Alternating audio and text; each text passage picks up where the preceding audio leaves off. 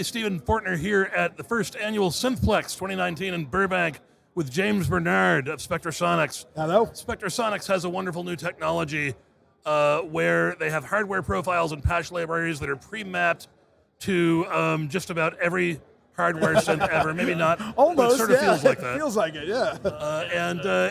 You grab the filter knob on whatever hardware synth you have, or you grab the attack knob or whatever it is, and the corresponding knob just works within Spectrasonics Omnisphere, the world's go-to soft synth. James, tell us more about it. Sure. So we're showing version 2.6 here. It was announced at NAMM, but we actually have the released version. It's out now, available, free update. And so what we're doing with 2.6 and with the hardware synth integration is, as you mentioned, we have about 65 hardware synths now that are supported with profiles. And what this hardware synth integration allows you to do is just literally connect your synth, select it in Omnisphere, and right away everything's mapped out to work exactly as you would expect it would work. So any synth that you have, if you're familiar with that synth or familiar with the sound and how the function should be, it will behave exactly the same with Omnisphere, except that now you're hearing Omnisphere as the sound source. In many instances with these hardware synths, we've gone to the level of capturing the sort of flavor of that synth. So the waveforms, in some instances, we actually had to create new filters to make that Omnisphere sort of behave the way it should behave. So for example, on the OB6, we had to put in a state variable filter so that we had it. So there's a lot more going on beneath the scenes here than just a one parameter to one slider sort of a functionality. Sometimes on some of the synths, you may move one knob, but there may be 5 or 6 different things happening with scaling, with inversions, just to make that sort of character that you would expect from your synth to happen inside of Omnisphere. So there's a lot going on behind the scenes. We'll talk a little bit more about sort of what hardware synth integration can do for you. But with this new version 2.6, we've got a number of new synths that were added. We'll cover some of them here. We can't cover them all. And we also have got a number of new patches that come with the update. Even if you don't own any of the synths that we have here, you still can use all the great new patches. You don't have to have one of these synths in order to get all these great features. So we got about 600 new patches that were added. What I want to show here is we're going to start on one of the first synths that had MIDI, which was the Juno 106. A lot of people don't realize that not only did the Juno 106 have MIDI in and out of note data, but actually was the first MIDI synthesizer that actually had the ability to send the control information of the sliders out, and it did it via system exclusive messages. So what we're doing with Omnisphere is actually reading that system exclusive data, and it's being used to control Omnisphere. So if I start to adjust any of the things like the envelope, for example, or the filter, and yeah, the Omnisphere will actually jump, the UI will actually go to the screen with the parameter that you're adjusting. So it actually is really intuitive. You can disable that. There's ways that you can even modify the tweaks if you want, so that maybe this filter doesn't work on this particular profile. There's a lot of customization that you can have there so that you can modify it to your liking. So what I want to show you too is one of the new things that we've added in Omnisphere 2.6, which is in the arpeggiator. We've done a newly enhanced and revamped arpeggiator. So what we've done with the arpeggiator is we've got some new features, new modes.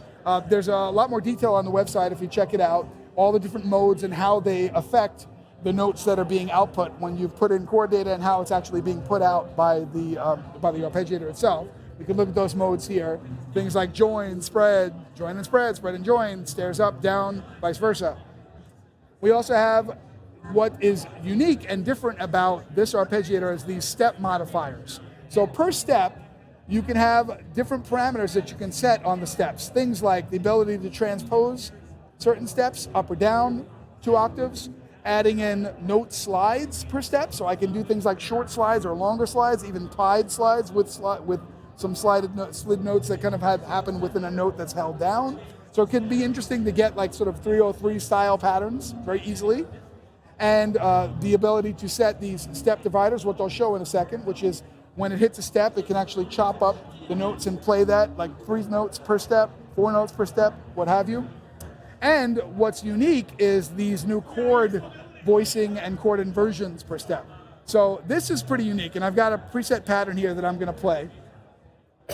So with this, if I've got these interesting chord inversions and chord voicings, if you're someone that's not really, a great keyboard player like me, for example, I'm going to play a simple triad, and it makes these really interesting changes that can happen. So I'm going to do something simple.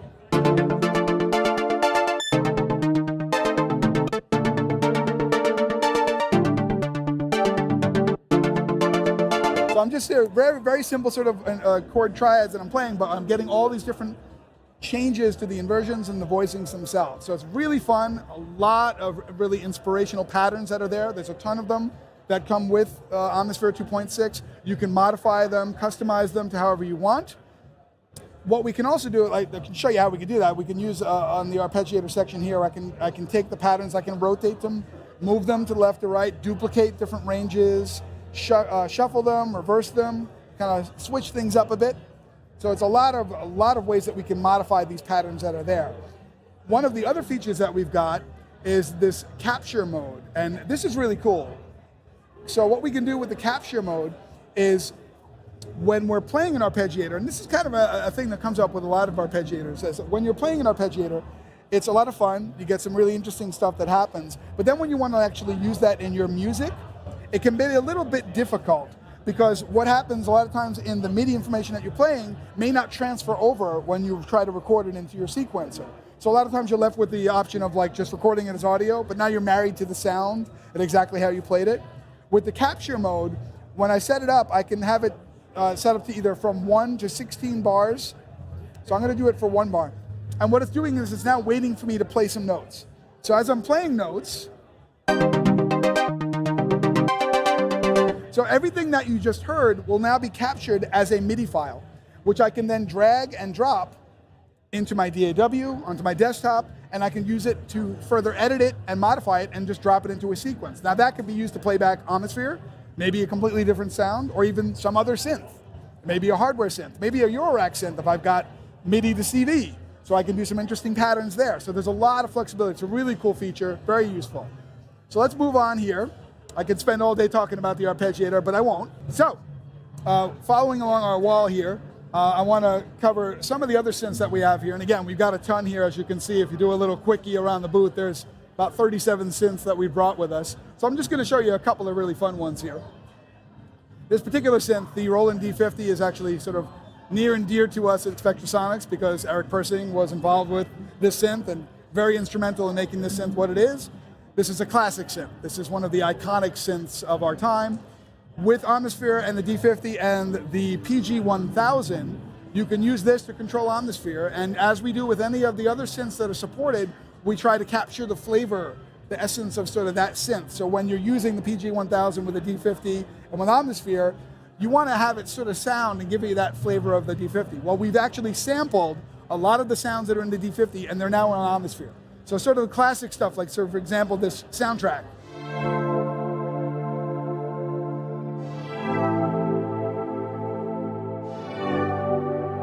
Classic sound. We've heard that many times, but now it's an Omnisphere. We can even do a sort of a little bit of an updated version of that.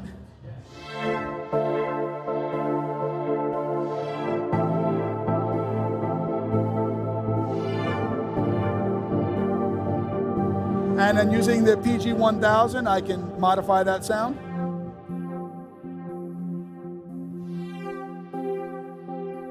All right, so we've got that. These are kind of hard to find these days, but if you're lucky enough to have one, it's a great controller for Omnisphere as well.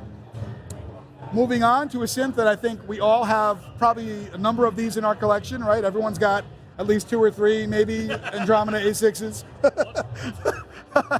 Actually, I think this is like the first time I've ever physically touched one, is at the show here. These are kind of a rare bird and one of the really powerful synths of our time. But if you have this is a very, very powerful synth, lots of controls. You get some really, really interesting controls over the sound. Using it with Omnisphere, again, we've captured some of that essence.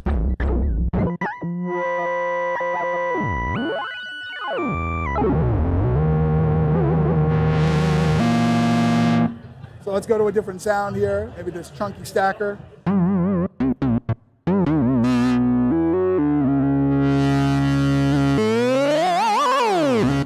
lots of control on there. Moving on. This is something we actually did not have at the NAMM show, but we're really excited about, which is support for the Roland Super Jupiter MKS80 and the programmer, the MPG80. Also another one of those rare birds, but if you have one, again, this works directly with Omnisphere, so you can use it to control Omnisphere. And again, you get that classic flavor and character of the Roland Super Jupiter there. Moving on to probably my favorite of all the profiles. I'm a little bit jaded in this because this was the synth that I cut my teeth on modular synthesis with, which is the Korg MS-20, semi-modular synth. This is not an actual MS-20. Back some time ago, Korg made a piece of software called the Legacy Collection, and included in that software was this MS-20 IC, which, as you can see, is just USB out. So this has no actual audio anything on this. It's strictly a controller. Everything that you're doing here is all MIDI. So, kind of get that sort of aggressive, angry MS-20 sound. But the best part for me, other than it being super cute, is that it's got patch points. Well, these patch points actually send out controller information, which means that we can now use patch cables and create modulation routings in Omnisphere using these, which is pretty cool. So what I'm going to do is I'm going to take the sample and hold output right here, and we're going to patch that into the pitch input. If you notice on the screen, when I do that, immediately we get a routing that's created. Take that out, put that in, and it creates a modulation routing in the modulation matrix. Wow, look at that. That is so cool. Pretty cool. So let's just sort of hear what that sounds like.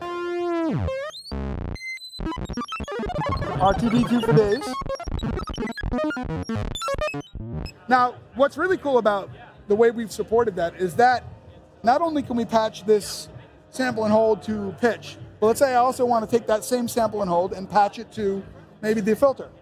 I can use a mult, one of these stackable cables, take the output, patch it in, and also using the output here, patch that as well into the low pass filter.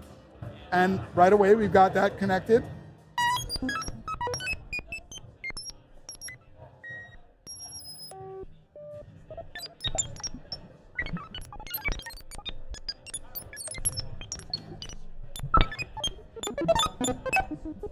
So lots of fun stuff. You can imagine how much hours we can spend patching Omnisphere using cables. But so that's a little bit of what we're doing with Omnisphere 2.6. And again, this is available now, and it's free of charge. It's a free update for anyone who has Omnisphere 2.0.